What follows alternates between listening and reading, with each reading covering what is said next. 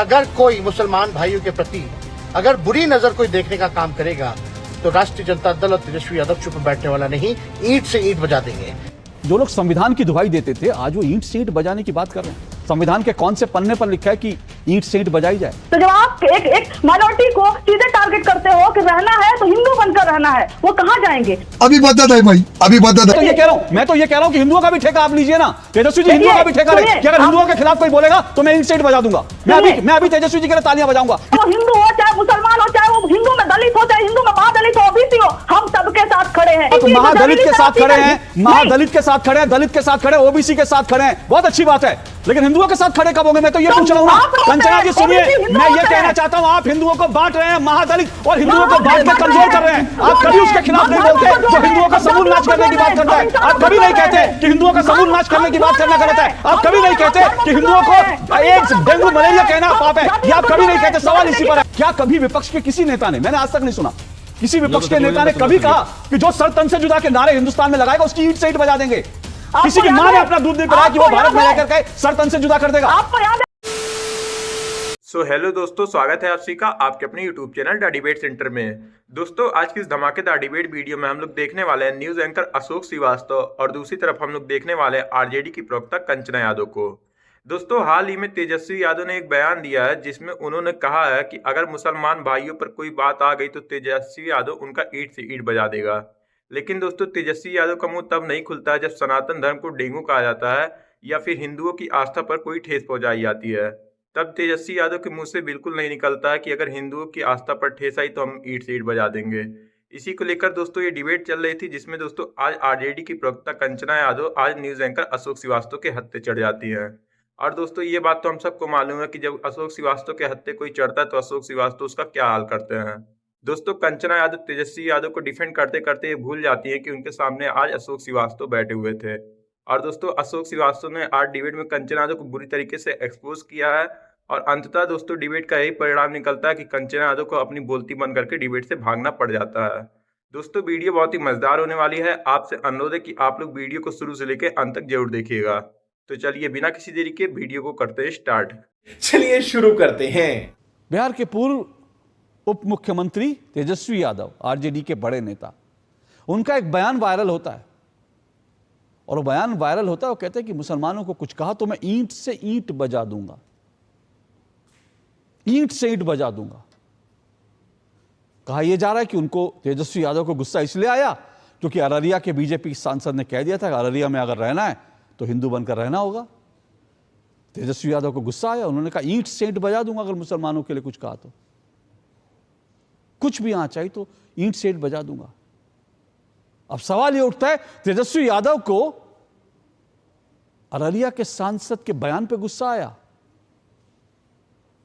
लेकिन जब यह कहा गया कि सनातन डेंगू मलेरिया मच्छर है, इसका समूल नाश कर देना चाहिए, तब अगर तेजस्वी यादव एक बयान देते कि अगर सनातन को कुछ कहा गया, हिंदुओं को कुछ कहा गया तो मैं ईंट से ईंट बजा दूंगा, तो फिर लगता कि ये तेजस्वी यादव वास्तव में सेकुलर हैं।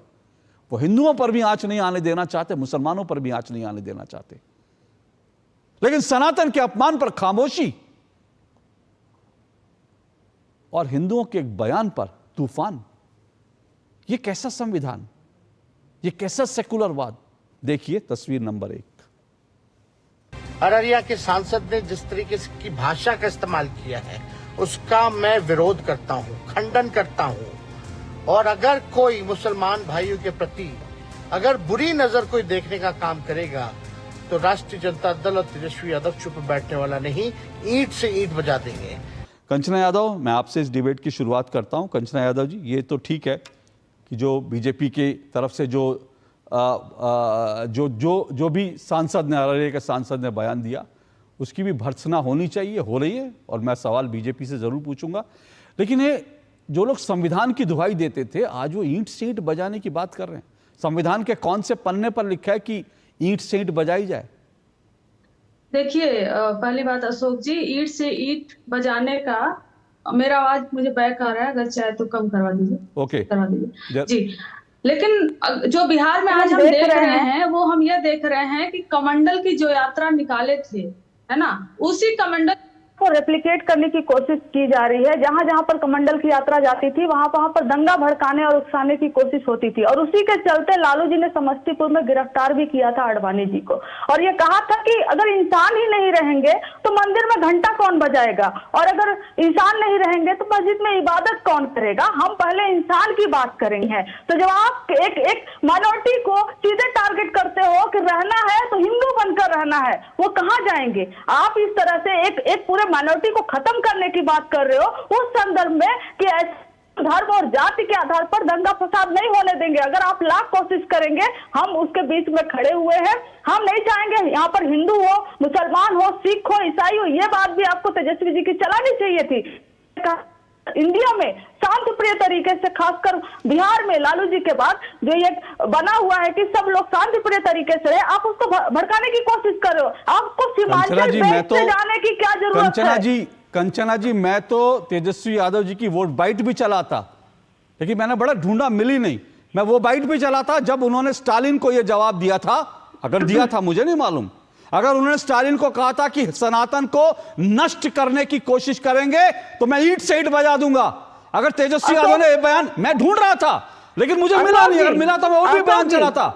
अशोक जी, आपका उत्तेजना आपकी जगह सही है, लेकिन मेरी ये उत्तेजना है कि अगर आपको किसी ने, मैं हिंदू हूँ, हिंदू को डिफाइन करने के लिए उसका अधिकार मैं गिरिराज सिंह को क्यों दूं कि वो डिफाइन करेंगे कि हिंदू कौन है, हिंदू कौन नहीं है, हिंदू कैसे रहता है, हिंदू कैसे नहीं रहता है। वो हमारे लिए पृष्ठ जो वो काम करते हैं हिंदू, हमने उनको अधिकार नहीं दिया। और जब महादलितों का 80 घर जलाया गया तो कहां पर थे गिरिराज सिंह? क्या वो हिंदू में नहीं आते थे? कब वो बोले कि मैं जा रहा हूं 80 महादलितों के घर, उनको बचाने जा रहा हूं, हमारे हिंदू भाई, महादलित भाई खतरे में है। आपकी औकात बता रहा हूँ सर, बुरा नहीं मान।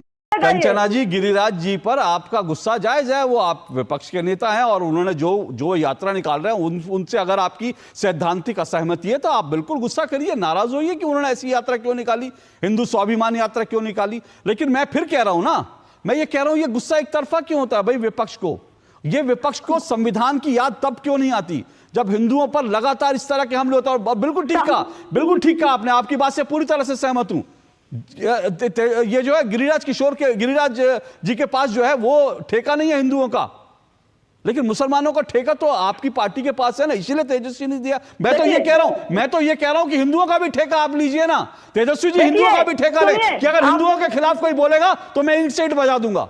मैं अभी तेजस्वी जी के लिए तालियां बजाऊंगा कि देखो असली सेकुलर आदमी यही है जो हिंदुओं को खत्म करने के खिलाफ भी बोलता है, मुसलमानों को खत्म करने के खिलाफ भी बोलता है। संविधान कहता है कि आपको, सरकार को, स्टेट को ये कोई भी पावर नहीं है कि रिलीजन में इंटरफेयर करे, और जब रिलीजन में इंटरफेयर करने की काम ये भारतीय जनता पार्टी वाले कर रहे हैं, एक मिनट आप सुन लीजिए। और जब जिस पर अटैक हो रहा है, चाहे वो हिंदू हो, चाहे मुसलमान हो, चाहे वो हिंदू में दलित हो, चाहे हिंदू में महादलित हो, ओबीसी हो, हम सबके साथ खड़े हैं। क्या महादलित हिंदू नहीं है? कंचना जी, सारे आप महादलित के साथ खड़े हैं, महादलित के साथ खड़े हैं, दलित के साथ खड़े हैं, ओबीसी के साथ खड़े हैं, बहुत अच्छी बात है, लेकिन हिंदुओं के साथ खड़े कब होंगे? मैं तो ये पूछ रहा हूं ना, मैं तो ये पूछ रहा हूं क्या ये सुनिए ना कंचना जी, सुनिए ना, ये जो सनातन है, ये जो महादलित हैं, ये जो दलित हैं, ये जो ओबीसी हैं, ये सब सनातन में आते हैं ना।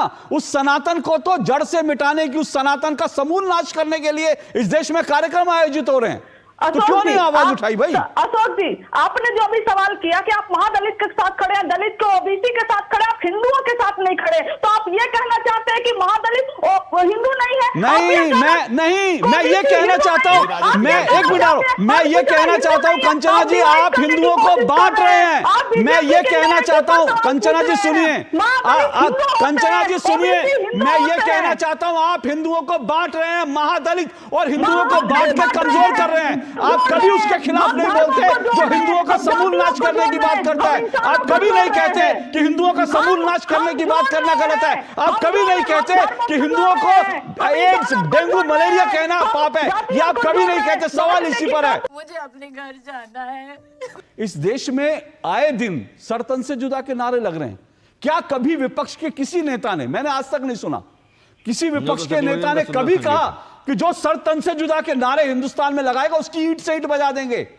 किसी की मां ने अपना दूध नहीं पिलाया कि वो भारत में रहकर के सर तन से जुदा कर देगा? आपको याद है रहेगा, हरिद्वार में कर एक दिया। कनक्लेव हुआ था और कुछ लोगों ने उस कनक्लेव में ओपन नारा दिया था, संसद से जुदा कर देंगे। और वो कौन लोग थे, इनसे पूछना चाहिए। हम तो ये कहते हैं कि हमारा देखिए देश जितना है, हाफ शांतिप्रिय रही है देश है, उतने कोई साफ साफ distance बता है रही हैं इसमें। कि इनका एक ही एजेंडा है। धनंजय गिरी जी, यदुवंश सुन भी अब इनके सुन दंश लीजिए। को समझ गया है। सुनिए, मैं यदुवंशियों को भी इनका ओके। दंश समझ में आ रहा है। ओके। ये देश को जो दंश लगाने वाले ये लोग ओके। हैं, इनके हकीकत को यदुवंश भी अब समझ गया है। चलिए, यही नहीं, अभी और सुनिए। कंचना यादव, मैं आपसे एक सवाल सीधा पूछ रहा हूं, क्योंकि विपक्ष जो है पिछले कई महीनों से लगातार संविधान की बात कर रहा है, संविधान बचाने की बात कर रहा है, संविधान की दुहाई।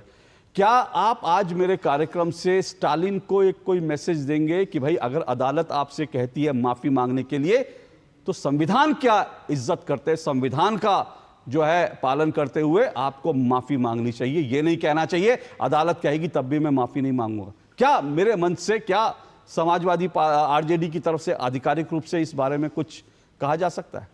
देखिए, स्टालिन ने जो कहा, स्टालिन के लिए कोर्ट है, सब कुछ है। ये फंस गया सीएम। हम बिहार की बात कर रहे हैं, नहीं इसमें हंसने वाली कोई बात देख नहीं है। लीजिए, आप एक्सपोज हो गई ना, बिहार की बात कर रहे एक्सपोज हो हैं। गई। नहीं, हंसना आज बिहार में एक्सपोज मुझे- है। मुझे ये ये खुला, कंचना जी, देखिए ये आज एक व्यक्ति समझ चुका है सुनिए, एक मिनट, कंचना जी, एक मिनट, कंचना जी, एक मिनट, बिहार के एक कंचना, आवाम ओके, समझ चुकी है इनकी ओके, पदनीयति को। कंचना जी सुनिए, एक मिनट धनंजय जी। कंचना जी, आप, मुझे हंसी पता क्यों आई? आपने ये नहीं कहा कि गिरिराज जी के लिए कोर्ट है। गिरिराज जी के लिए तो आप ईंट से ईंट बजाने की बात करती हैं कि गिरिराज जी ने बयान दे दिया अररिया के सांसद तो ईंट से ईंट बजा देंगे, और जो है स्टालिन के लिए अदालत है। तो यही मैं कहता हूं, यही आप लोगों का जो सेकुलरवाद है ना, यही ढकोसला लगता है। मक्कारी है।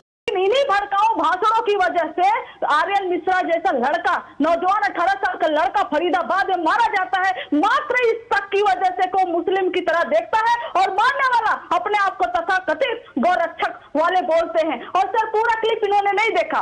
पूरा क्लिप गिरिराज सिंह जी की जो यात्रा है, हिंदू स्वाभिमान यात्रा जो उन्होंने निकाला है, उसके संदर्भ में वो पूरा भाषण दिया गया है। रुक, तेरे को आपने आर्यन की बात की, लेकिन आपने गोपाल का नाम नहीं लिया। दिक्कत यही है, हमने बोला था, आपने गोपाल का नाम नहीं लिया। आपने गोपाल का नाम नहीं लिया कि उसको 36 छर्रे से मार करके इस तरह से प्रताड़ित करके मारा गया।